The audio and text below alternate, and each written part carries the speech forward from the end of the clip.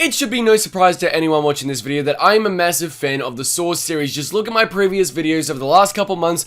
I love this fucking franchise. I enjoy each entry in this series in their own way. The good movies, the bad movies, the mediocre movies, even the ones I consider to be dog shit. I still enjoy watching every single one of these movies in their own way, whether it's for better or for worse. We now have 9 of these movies as of May this year, where Spiral from the Book of Saw was released, and I planned to do this video months ago where I had my massive plethora run of Saw videos, but in the end I never got around to it because things in life just got busy and I didn't get around to it. I am a busy man outside of YouTube. And although I've been trying to push away from doing mainly Saw stuff and branch out to other things, there are some Saw videos I still want to do. This is one of them. So today we are here to rank all 9 twists in the Saw movies from the worst to the best. This will be pinpointed at each movie and their twists. I'm not judging these twists on the movie at hand, not judging it on the kills, not judging it on like the traps or anything.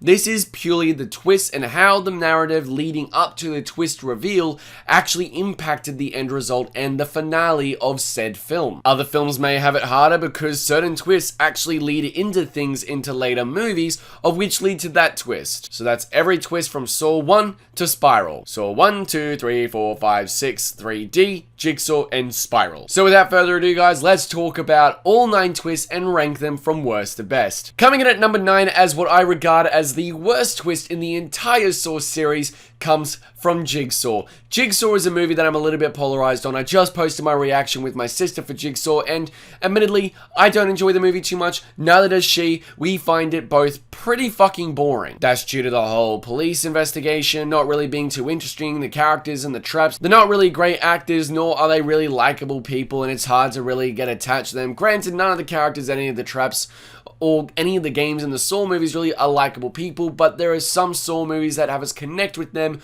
on an emotional level in regards to the situation or their personal lives a little bit better. In this though, they're not really good characters, and then there's this whole side plot with, you know, the coroners, Logan Nelson, and whatever the other girl's name was, I think it was Evelyn, where she goes to a website called jigsawrules.com or some fucking bullshit like that. She's making traps in her own back fucking yard and all that sort of bullcrap. But in reality, all this leads up to the twist of the movie in the last 10 minutes where it's revealed that Logan Nelson, the coroner that we've been following throughout the whole movie, that has been regarded, I guess, as one of the main characters. I cannot fucking pinpoint who the main character in this movie is, by the way. Is it anyone in the trap plot? Is it anyone, you know, in the police investigation? Or is it Logan or Evelyn? We don't really know because it jumps so much it basically is like the Phantom Menace of the Saw series. But in this case, I just have no fucking clue, and when it was revealed that Logan Nelson is the new Jigsaw killer who made this game, and the game that we've been witnessing this entire film took place 10 fucking years ago, when you think about it in hindsight, I think it's fine, especially with the reveal of John Kramer. That now makes a little bit more sense, especially when he's been dead for 10 years, but when you think about it a little bit more, a little bit logically, especially what the 7 previous films in the series had set up beforehand, it doesn't really make sense. The fact that this was apparently the first game that Jigsaw ever did, or the first test, apparently Cecil's test wasn't really anything, nor anything that we saw in the first movie either. That this was a game where no one found the bodies, yet this farm was owned by Jill Tuck, who wasn't really, as of that point, on board with what John was doing. Need I mention the stuff such as the flat screen fucking TVs and Billy the Puppet having his eyes glow and everything. And it turns out that Logan Nelson was put in there just because he mislabeled the x-rays in regards to John's cancer. Yet other movies had set it up differently, and that's something that's constantly changed. But I digress. In this movie, it doesn't make sense in regards to the 10 years later bullshit. If this was just a copycat killer, it would have made a little bit more sense. Especially because this was purely for him to get back at Halloran. Who are you trying to trick as us, the audience, I guess, in regards to like the game happening 10 years ago and all the bodies showing up for the cops, when it is mentioned earlier in the film that this is a game that no one ever knew took place, one that took place before all the fucking others? It really doesn't make sense as to why he tried to replicate that game besides to trick the audience. It doesn't work. So yeah, in regards to the actual timeline and how it's all revealed and set set up. I honestly refuse to believe that Logan was behind the scenes all that time within Saw 1 to Saw 7, that he was around since before Amanda and before Hoffman. Yet it's revealed in another Saw movie that Hoffman was present during the events of like the flammable jelly or like the, the razor wire trap in Saw 1, but the Jigsaw killings were prominent enough for him to then create a trap with Seth Baxter and everything to copycat and frame him and play it as a Jigsaw trap, but Logan apparently happened beforehand. I don't know. It doesn't particularly make sense, and that's why it's at the very bottom. Coming in at number 8 is one that's pretty self-explanatory if you're not really clouded by judgment of nostalgia or fan service for these movies, and that comes in Saw 3D, The Final Chapter. The entire movie we're following a guy called Bobby Dagan who, is in the trap because he claimed to be a previous Jigsaw victim, but in reality he wasn't, and he's put on the test because he's a liar, just like all of his associates that are in the silent circle, the penetration wheel, the hangman's noose trap, and the brazen bull. But the twist doesn't happen until the ending of the movie, where Hoffman is trying to basically just disappear, the shed blows up, and then he gets drugged and jumped by a bunch of men in pig masks. And when one of them takes off his mask, it is revealed to be Dr. Lawrence Gordon himself. Over the last 7 movies in the background, apparently he was helping Jigsaw all this time with a lot of the traps and setting them up, whether it was the mausoleum in Saw 4, or whether it was, the Venus flytrap, or the death mask as it's called in Saw 2.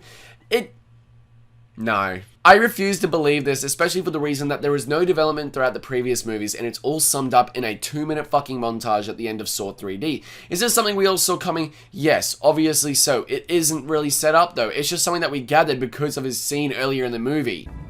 I'm sure I speak for everyone here when I say how grateful we are to be part of your promotional DVD.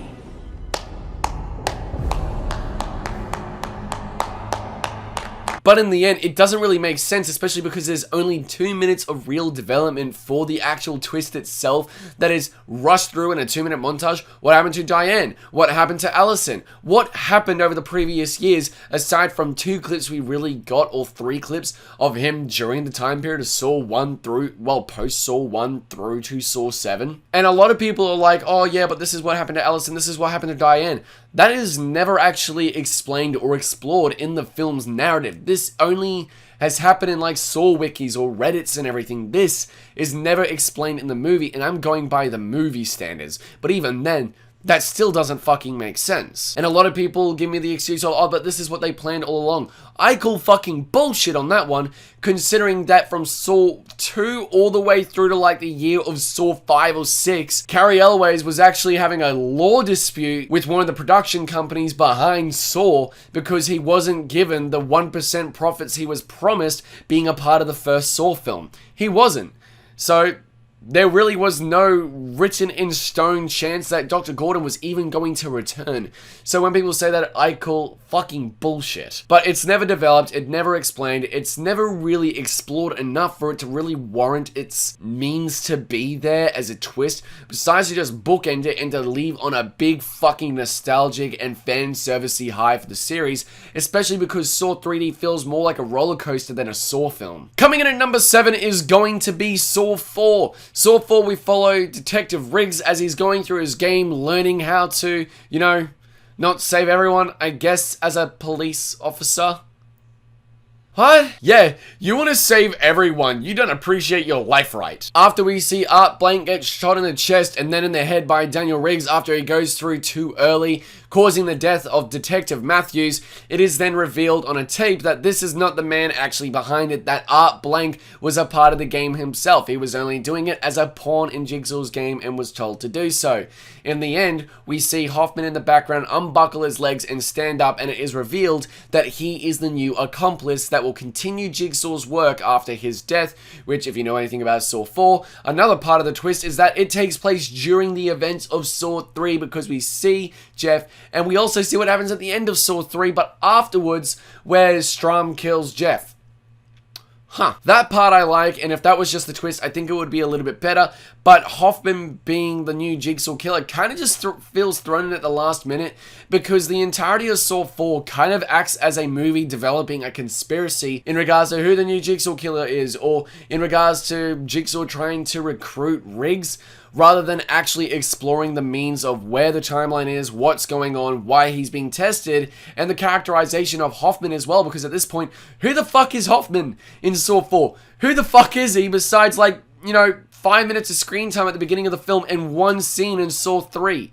No, he had one scene in Saw 3. That's it. And in the end, the fourth movie in this series feels more like a conspiracy movie trying to develop that and a chase between Strahm and Perez, rather than actually developing a narrative to set up the twist and the future of the Saw franchise with Hoffman. So therefore, the twist, while not necessarily bad by any means, it's just its execution is really, really fucking poor. And when I see the twist, I kind of just go, okay. Okay. Coming in at number 6 is going to be Spiral from the Book of Saw. This is a movie I genuinely really, really fucking love. I think that this is a really good Saw movie and one that could possibly revitalize the franchise.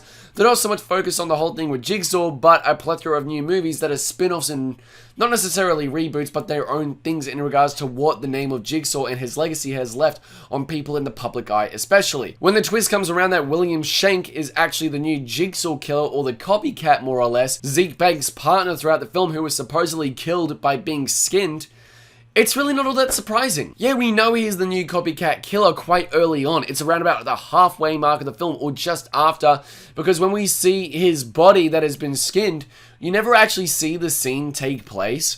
And when a character dies in a Saw movie, they're really not dead until you see them die on screen. And this is something that we've learned as not just fans of the Saw series, but as how they've played out throughout the series as well. It doesn't particularly make sense to try and develop this twist of to be shocking that William was behind it this entire time, when you don't even see him supposedly die in his supposed death scene, the skinning scene. And it's really disappointing for that, because I feel like if that was executed a little bit better, it would have been a little bit more surprising, or if they directed it in a little bit of a different way, where they sort of subverted the audience's expectation again, making it seem like in those flashbacks, they were very quick cut and edited very choppily, of it being skinned, showing his face as the body being skinned, but revert that a little bit later, showing that it was actually someone else. That this is what Zeke thought happened, but it wasn't that at all. I feel like that would have made the twist a little bit more shocking of, what the fuck, how are you still alive?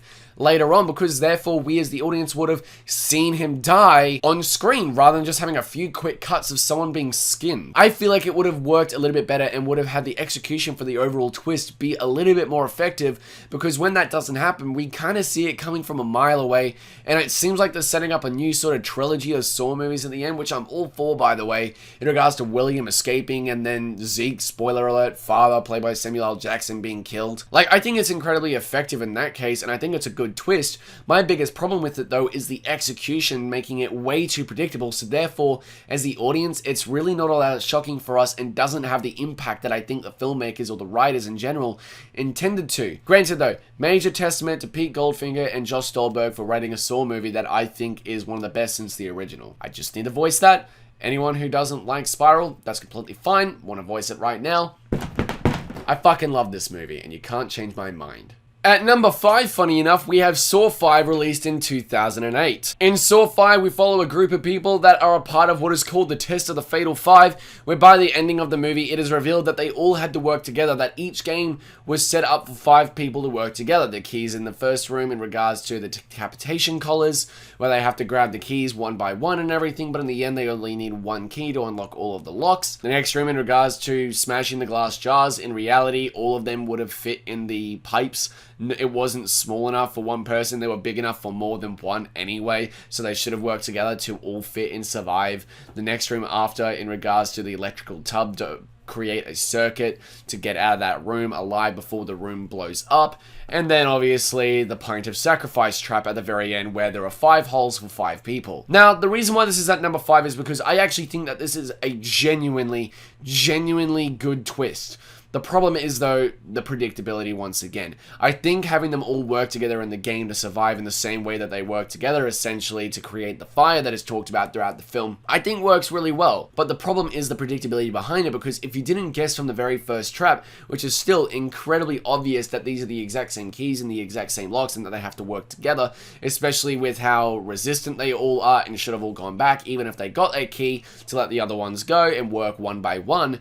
The next room in regards to the glass jars and how big those pipes are that they have to crawl into should have been the big giveaway. But even then, if you didn't guess it then, it's the next trap, and even then, it's still insanely predictable with there being 5 fucking electrical wires or whatever that they have to connect together and get a small shock to open up the door and to create that circuit to survive rather than sacrificing someone like they did in the process. In the end, I don't think that this is necessarily a bad twist. It's just the fact that its execution, once again, just like Spiral, is way too predictable, but I think is still enough to sort of subvert a few audiences' expectations and to take them off guard, but is overall still kind of fucking floppy and sloppy in execution, and that's why it's at number 5, just dead right in the middle. Coming in at number 4 is going to be the twist, or should I say twists, in Saw 3. In Saw 3, we follow Jeff, where every single test of his, he has to forgive people to let them survive, and they are all people who were somewhat involved in the death of his son. And throughout the film, we also follow Amanda, John, and a woman named Lynn Denlin, who is a doctor who performs brain surgery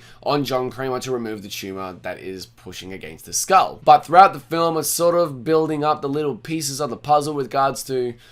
That doesn't make sense. In regards to photos that Jeff finds, putting the pieces together in regards to his family until he finds that final piece, and we get to that final room where it is revealed that Jeff and Lynn are actually married. They're estranged marriage lovers and everything, and they're actually married. That's why she was particularly chosen, not just because she's very good, cutting open someone's brain, but also because the man being tested for the death of their son is actually her husband, Jeff, creating a little bit of an emotional turmoil between the two, especially because we know that Lynn is actually cheating on Jeff with another man at the beginning of the movie, who he is asking her to divorce Jeff. Also, you know she's married, man, you fucking slammy prick. But I think the big twist, that is one of the twists that I think is also really effective, and they should have left it at 1 in my opinion, but also another really good twist that is thrown into the mix, unfortunately, is just within 3 minutes, and is kind of just meh in the end, but is still really effective on their own, in their own right, and that is the twist that Amanda this entire time has also been tested by John. That because she doesn't follow the rules and the ideology of John Kramer that he sets out in regards to always giving people a chance, she's breaking the rules of his games and everything, setting people up to die in their tests that are inescapable. She is then put to the test, and her final test is at the very end when he asks her to let Lynn go because her role in this game is now finished.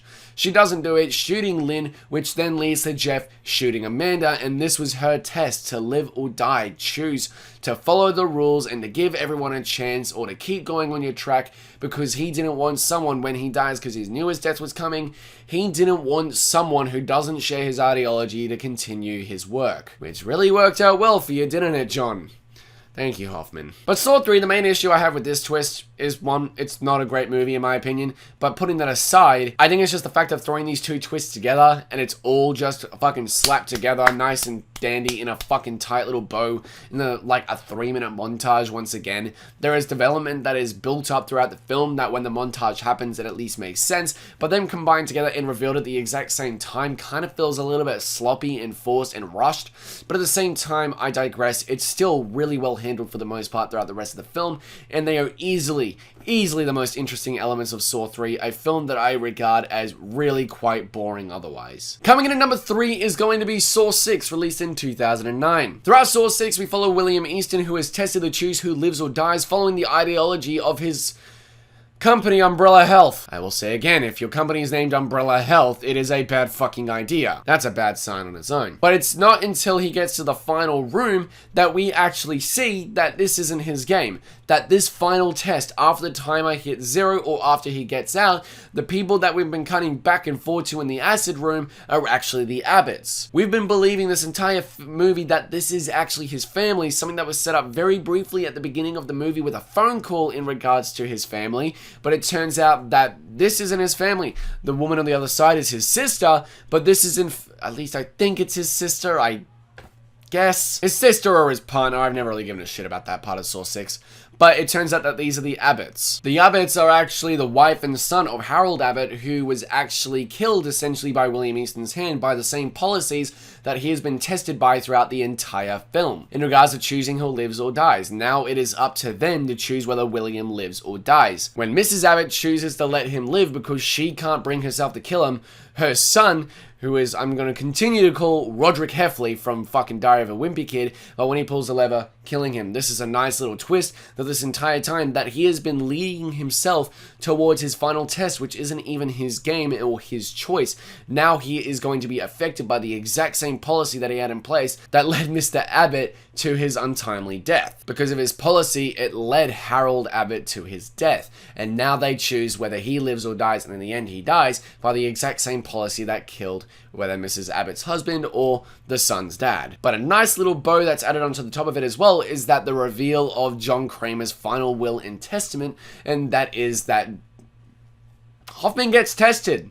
In the Reverse Bear Trap 2.0, where in that little box there was one more envelope that was left for Jill Tuck, where she then tests Hoffman and puts him in the Reverse Bear Trap, obviously knowing that this is a slight little side sort of subplot twist added at the very ending of the movie to lead into Saw 3D, the final chapter, where he cuts open his mouth, gets out of the Reverse Bear Trap in a very gnarly way, and I think it's fucking awesome. This twist is not just shocking and unforeseen, it's really well developed, built up brilliantly, and overall is also a gory fun time. Coming in at number 2 as the runner-up for the best Saw twist is going to be Saw, released in 2004. Throughout the entire movie, we're following Lawrence Gordon and Adam as they are trying to figure out these different riddles to find a way to escape by 6 o'clock out of the bathroom. On the line is not just Adam's life or Dr. Lawrence Gordon's life, but also Dr. Lawrence Gordon's family, which if he doesn't do it by 6 o'clock, his family, which is Allison and Diane, will be killed at the hands of Zeb Hindle. But in the end, after they don't do it by 6 and Zeb is killed and Dr. Gordon cuts off his foot and he escapes,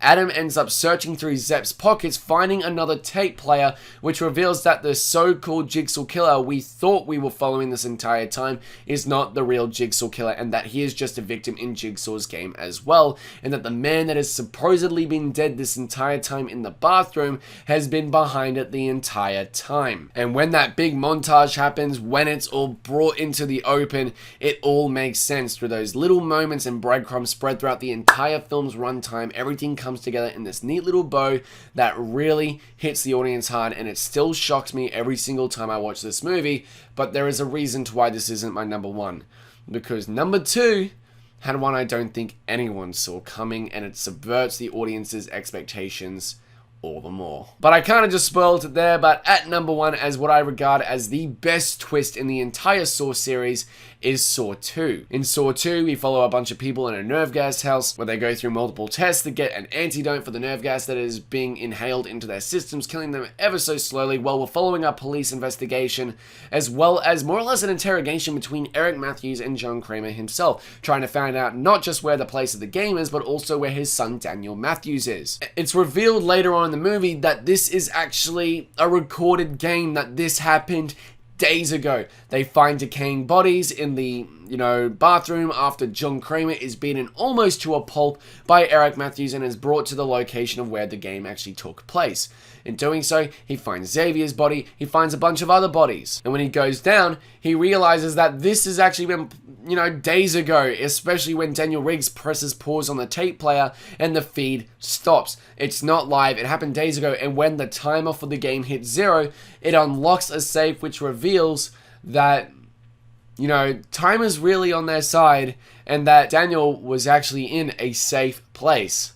You're very punny, Jigsaw, I like it. But it's revealed that Daniel was actually in a safe place. That this entire time, Daniel was in a safe, and if Eric had just listened, he not only would have had his son back, but he also would have gotten a conviction and had Jigsaw in custody, and he would have been behind bars, and so much of the sequels could have been avoided in the long run. But that's not even the tip of the iceberg. That's not even the cherry on top. When Eric is still searching for his son Daniel, he comes across a bathtub with a cloak over someone where he believes it is Daniel, to where he pulls it over and a pig mask injects him, where he then passes out, waking up a little bit later where he is then chained in the very same bathroom from the first movie. It is then revealed over a tape and a bunch of flashbacks that Amanda this entire time has been working with Jigsaw and is the apprentice, the protege of Jigsaw. That after John Kramer dies or Jigsaw dies, she will not really considering Saw 3, but she will be the one to continue his work. And that, ladies and gentlemen, is just the tip of the iceberg with the Saw series in regards to their twist.